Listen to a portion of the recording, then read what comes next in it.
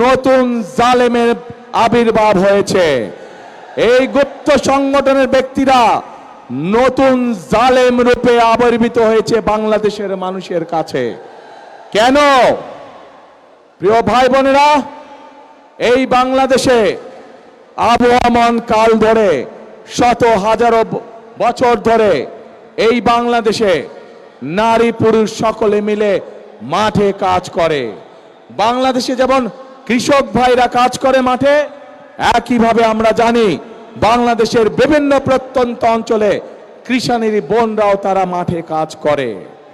প্রিয় ভাই বোনেরা, শুধু মাঠেই নয়, বিভিন্ন কল কারখানায় আমরা দেখেছি আমাদের মায়েরা, আমাদের বোনেরা, আমাদের নারীরা তারা পুরুষের পাশাপাশি কাঁধে কাঁধ মিলিয়ে কাজ করে। তারা যে গার্মেন্ট শিল্প নিয়ে সমগ্র পৃথিবীতে আমরা গৌরববোধ করি, সেই গার্মেন্ট শিল্প টিকিয়ে রেখেছে এই দেশের নারী সমাজ, এই দেশের মা বোনেরা।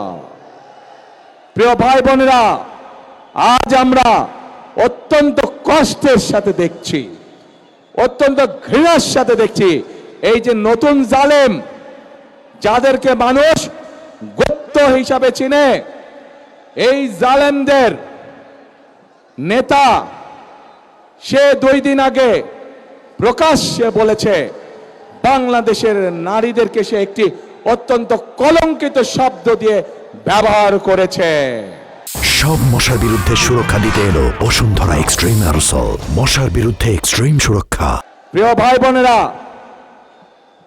যেই ব্যক্তি বা যেই দলের তার দেশের মা বোনদের প্রতি বিন্দুমাত্র শ্রদ্ধা নেই, যেই নেতা, যেই দলের নেতাকর্মীদের নিজের দেশের মা বোনদের কষ্টের প্রতি বিন্দুমাত্র সম্মান নেই, তাদের কাছ থেকে আর যাই হোক বাংলাদেশ কখনো অগ্রগতি আশা করতে পারে না।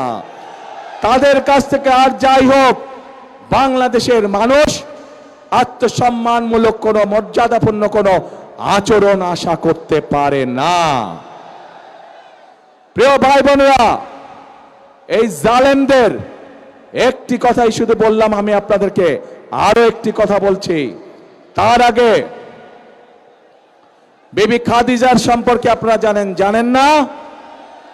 আমাদের প্রিয় নবী করিম সাল্লাল্লাহু আলাইহি ওয়াসাল্লামের স্ত্রী এই বিবি খাদিজা, উনিও একজন কর্মজীবী মহিলা ছিলেন। উনিও একজন কর্মজীবী মহিলা ছিলেন। ওনার নিজের ব্যবসা বাণিজ্য ছিল, যেখানে নবী করিম সাল্লাল্লাহু আলাইহি ওয়াসাল্লাম নিজেও কাজ করতেন। প্রিয় ভাই বোনেরা, এরা বলে ইসলামের রাজনীতি করে, অথচ নবীর স্ত্রী নিজে যেখানে একজন কর্মজীবী মহিলা ছিলেন, সেখানে কেমন করে একটি রাজনৈতিক দলের নেতা এবং কেমন করে সেই রাজনৈতিক দলটি তাবৎ বাংলাদেশের নারী সমাজকে এমন একটি কলঙ্কিত শব্দ জর্জরিত করলো।